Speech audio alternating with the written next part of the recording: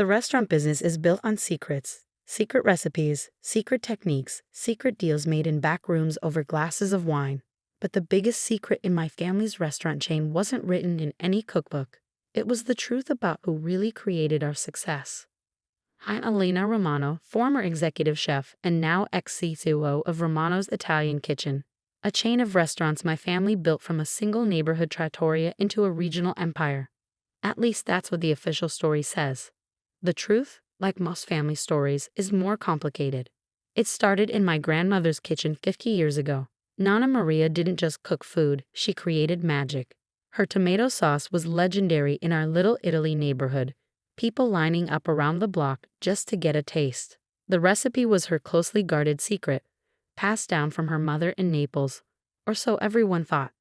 The reality? Nonna Maria created that sauce recipe herself, experimenting late at night after long days working in other people's restaurants.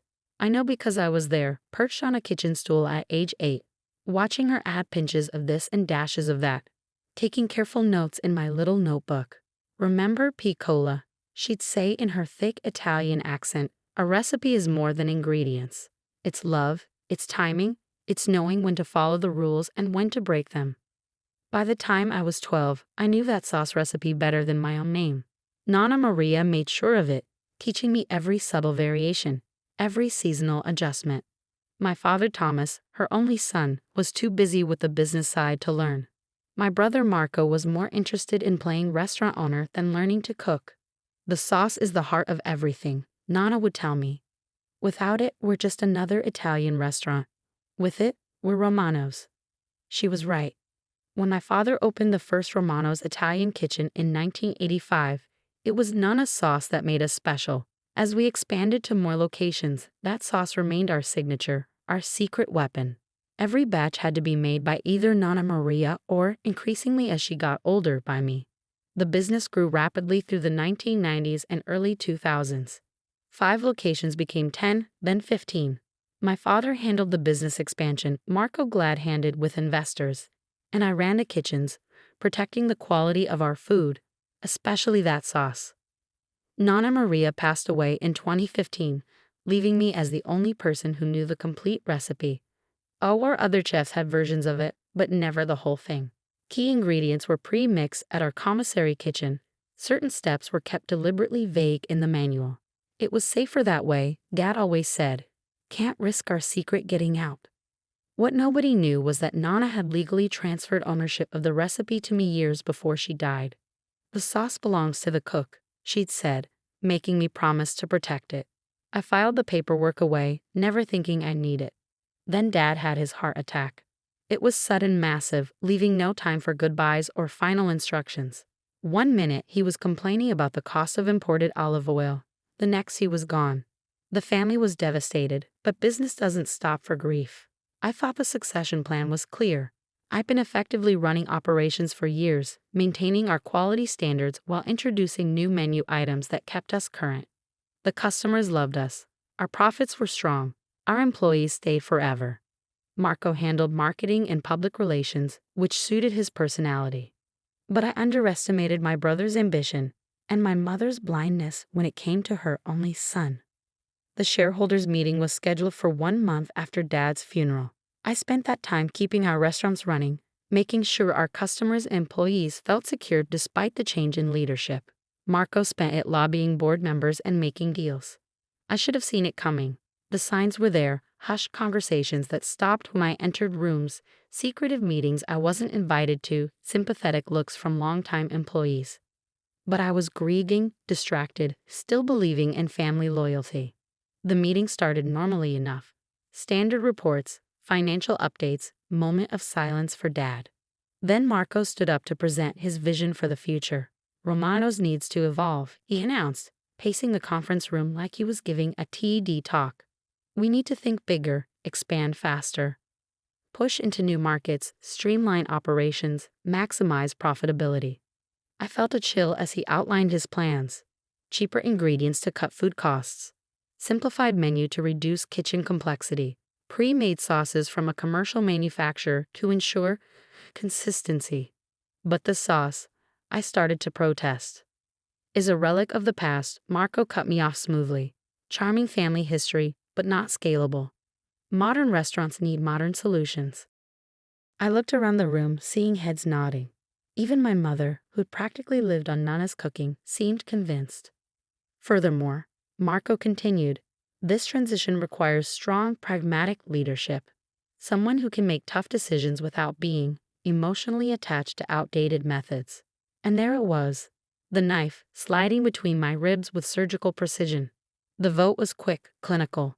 Marco as CEO, supported by a new executive team of his choosing. My position as COO would be eliminated, replaced by a streamlined management structure. You'll be taken care of course, Marco said afterward, all fraternal concern. A generous severance package, consulting fees. Maybe you could write a cookbook. I sat there, numb, as he outlined my professional funeral. Mother patted my hand, murmuring about how this was for the best, how I could finally have a life outside the restaurants. They didn't understand. The restaurants were my life. That sauce was my heritage, my connection to Nana Maria, the heart of everything we built. I left the meeting in a daze, barely registering the sympathetic glances from employees who'd already heard the news. In my office, I stared at the old photos on the wall, Nana Maria and me in the original kitchen, Dad cutting the ribbon at our 10th location, family celebrations marked by food and laughter.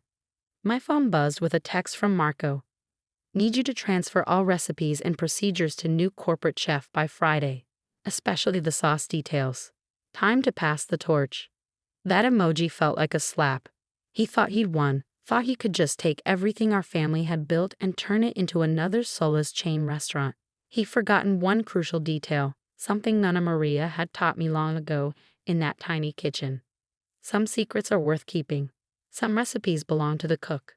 I opened my desk drawer and pulled out a folder I hadn't looked at in years. Inside was a document filed with the patent office the year before Nana died. A legal registration of intellectual property signed by Maria Romano and witnessed by her lawyer. My hands didn't shake as I took a photo of the document and sent it to our family lawyer, Mr. Rossi. His response came within minutes. Meeting tomorrow, 9 a.m. Don't sign anything. Don't give anyone any recipes. I looked around my office at the life I'd helped build, the legacy they wanted to erase. Marco thought he was getting everything.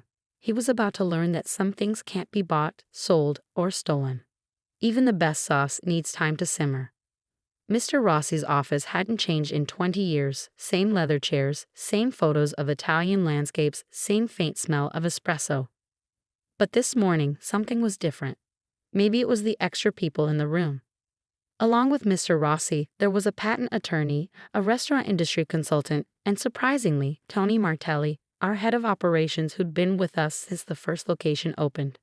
Thank you all for coming, Mr. Rossi began, sliding on his reading glasses.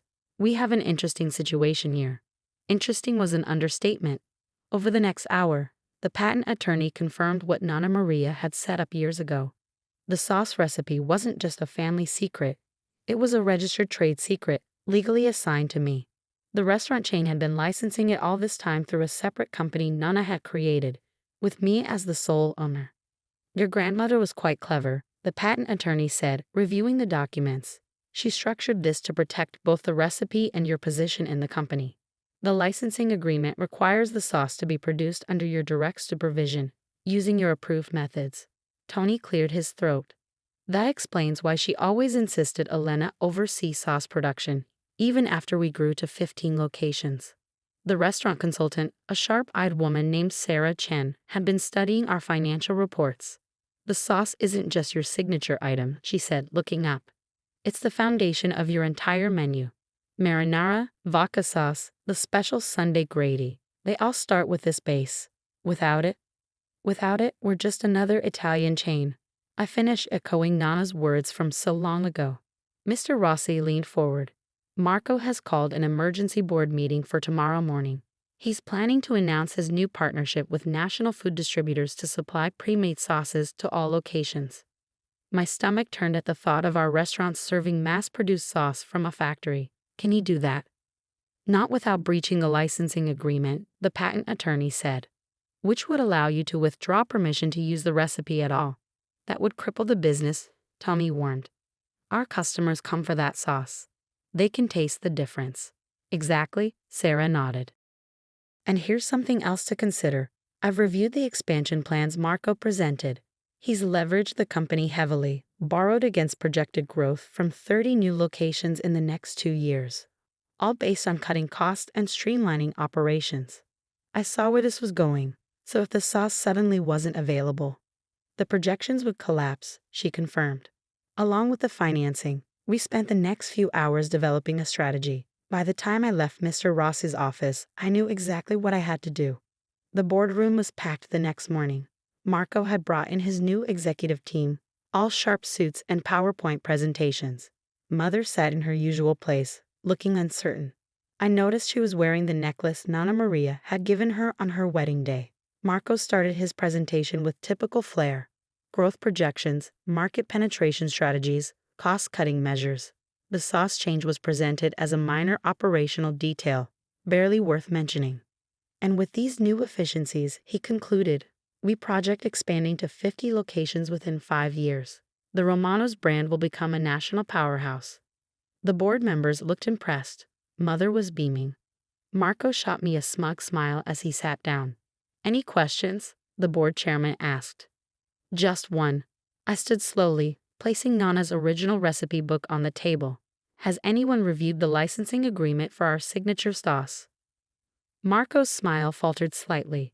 That's just a formality. All recipes and processes belong to the corporation.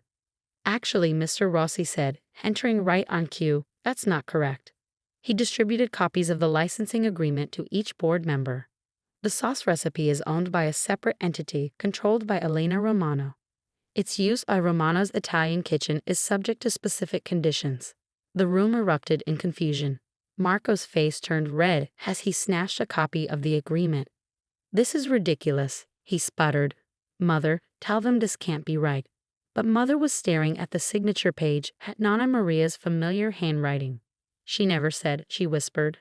Nana understood something you've forgotten, Marco, I said, keeping my voice calm. A restaurant isn't just a business. It's a promise to our customers, a connection to our heritage. That sauce isn't just a recipe, it's our grandmother's legacy. The new executives were whispering urgently to each other, reviewing documents on their tablets. I knew what they were realizing, how dependent their plans were on having access to our signature sauce. The licensing agreement is very specific, Mr. Rossi continued.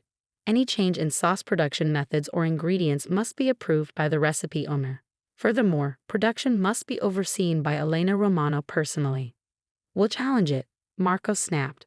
Corporate owns all intellectual property. You can try, the patent attorney said, joining us. But during the legal process, which could take years, you would lose the right to use the recipe at all. How do you think that would affect your expansion plans? Sarah Chen stepped forward, presenting her analysis of how losing the sauce would impact the company's projections and financing. The numbers weren't pretty. I watched Marco's face as his perfect plan crumbled. The board members were murmuring, shuffling papers, shooting concerned glances at each other. His new executives looked increasingly uncomfortable. There is another option, I said quietly. All eyes turned to me. The restaurants work because we balance tradition and progress. The old and the new. I've spent years modernizing our kitchens, improving efficiency while protecting quality. We can expand, but not by sacrificing what makes us special. I laid out my own plan, measured growth, maintained quality, innovation that enhance rather than replace our traditions. As I spoke, I saw heads nodding, saw the board members remembering why our restaurant succeeded in the first place. And the sauce, Marco demanded, stays exactly as Nana created it. Made fresh, made right, made with love. That's not negotiable. The board's vote was unanimous. Marco's expansion plan was rejected. His new executives were thanked for their time and dismissed. I was reinstated as COO with expanded responsibilities for maintaining quality across all locations. And my brother? I asked, watching Marco storm out of the room. Will remain as head of marketing, the chairman said, where he can focus on his strengths without overreaching. Mother caught up with me after the meeting, tears in her eyes. I'm so sorry, Elena. I should have seen what was happening. It's okay, Mom, I hugged her. We all miss Dad. We all want to honor his memory. We just had different ideas about how to do it. That evening, I went back to the original restaurant location. The dinner rush was over, but the kitchen was still warm, filled with the familiar scent of simmering sauce. Tony was there, checking inventory like he'd done thousands of times before. Just like old times, he smiled. "You know, your grandmother told me this would happen someday. Said Marco had your father's ambition, but not his heart. Said you had her spirit, the soul of a true cook." I opened Nana's recipe book, running my fingers over her handwritten notes. She taught me that a recipe is more than ingredients. "Sai," he grinned. "It's love, it's timing, and knowing when to follow the rules and when to break them." I finished. 6 months have passed since that board meeting. Our restaurants are thriving, expanding thoughtfully into carefully chosen locations. Marco has actually proven to be a better marketing director when he's not trying to run everything. His latest campaign about authentic family recipes made with love is our most successful ever. Mother spends more time in the restaurants now, sharing stories about Nana Maria with our staff, teaching them that good food is about more than profit margins. Sometimes I catch her in the kitchen, closing her eyes as she smells the sauce, smiling at memories only she can see. Yesterday, a food critic wrote that Romano's manages something rare in the restaurant industry, growing without losing its soul. He called our sauce a taste of tradition in a modern world. Nana Maria would have liked that review. She always said a good sauce, like a good life, needs the right balance of ingredients. Sweet and sharp, old and new, tradition and innovation, all simmering together to create something special. Last week, I found my old childhood notebook, the one where I carefully recorded Nana's lessons. On the last page, in her handwriting, was a note I'd never noticed before. "Remember, Piccola, the secret ingredient isn't in the sauce. It's in the heart of the cook. Guard it well." I'm teaching my niece how to make the sauce now. Marco's daughter Sophia, just turned 8, perches on the same kind of kitchen stool I once used, scribbling in her own notebook. She has Nana's eyes, bright and curious, watching everything. "Why do we add the basil last?" she asked yesterday. "Because some things can't be rushed," I told her, stirring the pot slowly. "They need time to develop, to become what they're meant to be." She nodded seriously, writing it down. Another generation learning our family's real secret, that the best recipes aren't just about food. They're about love, tradition, and the courage to protect what matters most. Marco stops by sometimes, watching Sophia learn the family legacy he almost destroyed. I see regret in his eyes, but also understanding. He's learning too, in his own way. The sauce still simmers in our kitchens, still brings people back again and again. But now everyone knows why, not because of secret ingredients or clever marketing, but because every batch is made the way Nana taught me, with patience, with pride, and with love. That's one recipe that will never change.